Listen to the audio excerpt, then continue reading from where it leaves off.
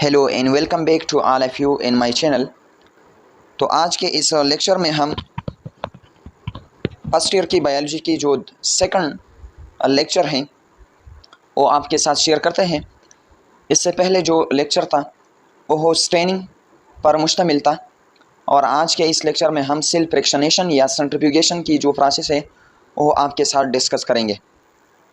तो सबसे पहले जो सेल फ्रैक्शनेशन का अमल है उसकी हम डिफिनीशन करते हैं।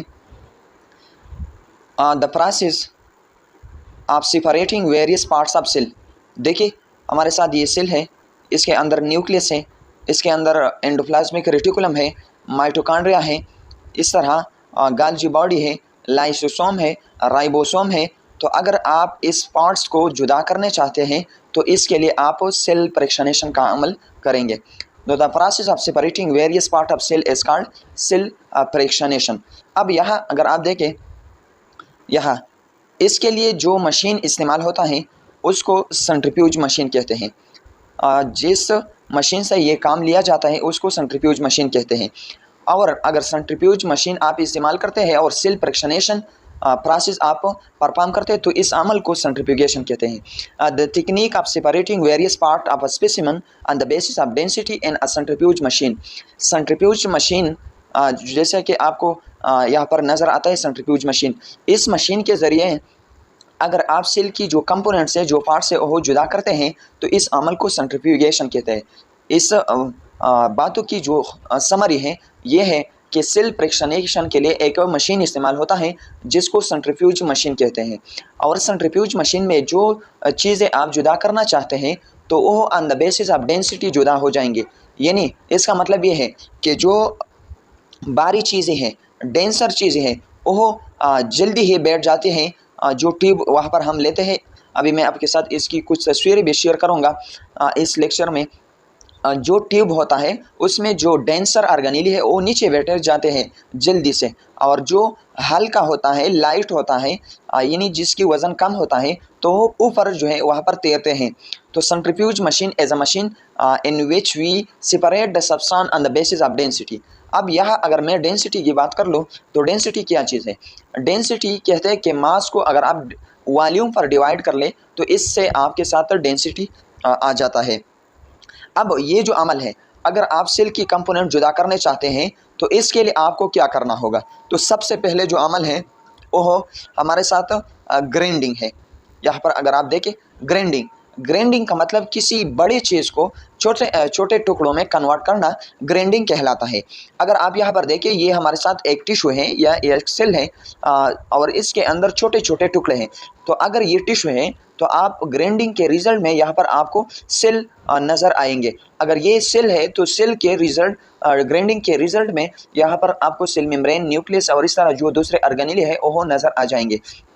तो सबसे पहले ग्राइंडिंग का अमल है। ग्राइंडिंग के लिए हम पेस्टल और मोटर का इस्तेमाल करते हैं। पेस्टल और मोटर।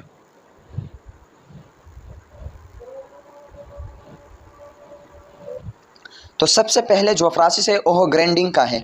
ग्राइंडिंग के रिजल्ट में आपके साथ छोटे छोटे सेल जो है यहाँ पर नज़र आ जाएंगे।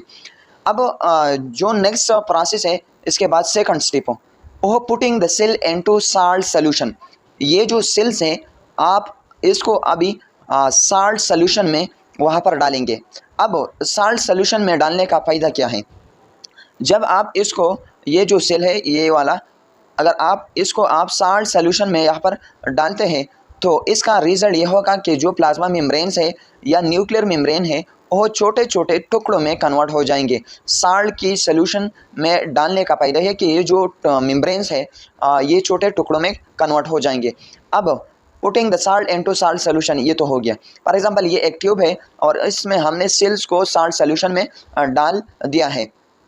अब ये जो सोल्यूशन है जिसमें साल्ट्स है और इसके अलावा इसके अंदर जो ऑर्गेनेली है या सेल्स हैं तो इसको होमोजेनेट कहते हैं। होमोजेनेट।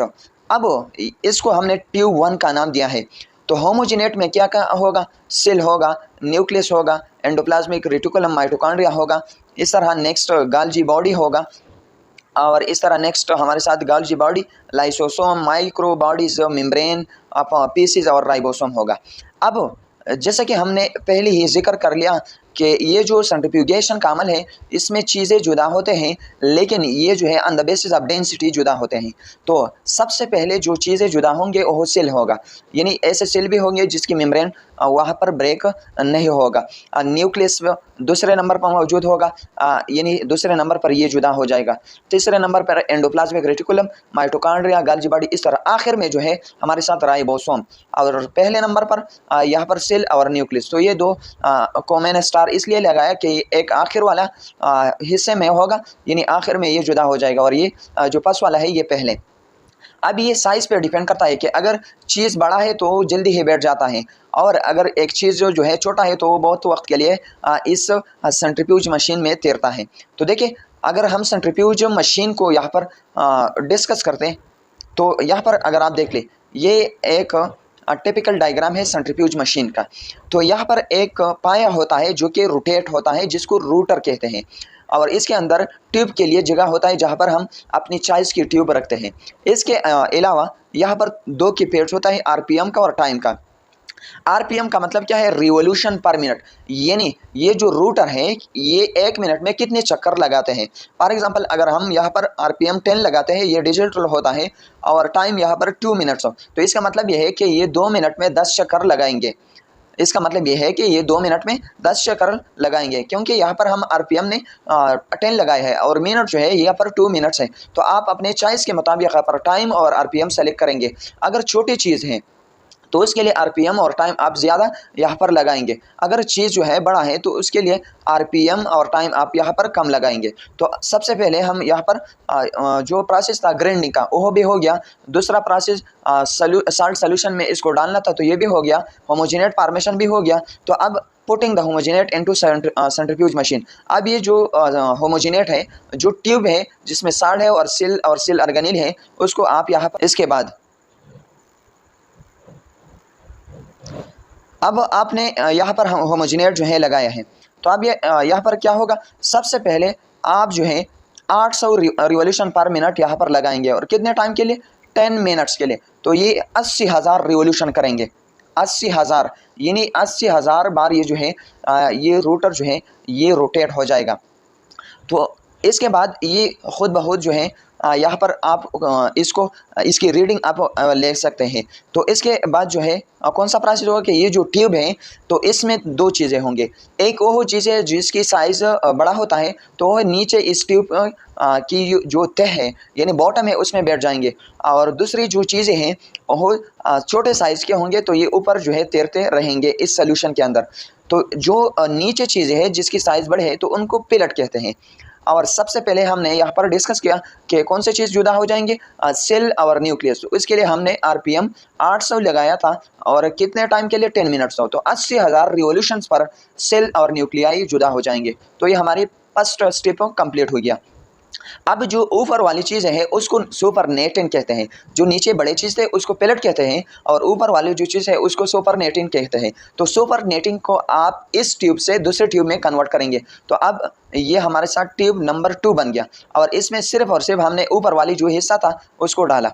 अब इसके लिए हम स्पीड जो है थोड़ा ज़्यादा यहाँ पर लगाएंगे। तो अब क्या होगा, अब ऐसा होगा कि यहाँ पर हम 20,000 रिवॉल्यूशन देंगे।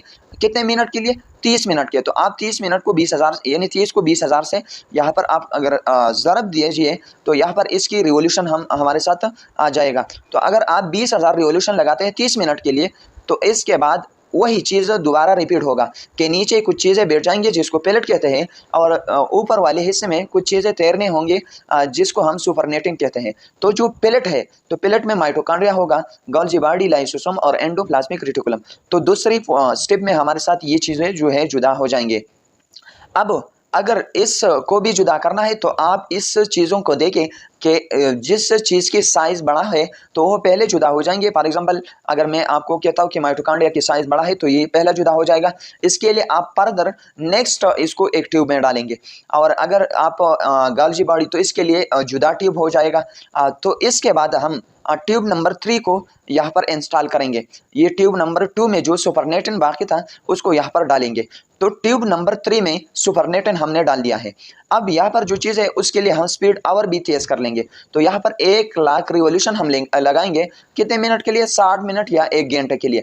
तो अगर ये रिवोल्यूशन करते हैं तो इसके रिजल्ट में फिर भी वो चीज़ रिपीट हो जाएगा कि नीचे पिलट और ऊपर वाले जो हिस्सा है उसमें सुपरनेटन होंगे। तो पिलट में जो चीज़ें हैं वो माइक्रो बॉडीज है, मेम्ब्रेन पीसेस है, यानी मेम्ब्रेन की जो टुकड़े हैं वो जुदा हो जाएंगे।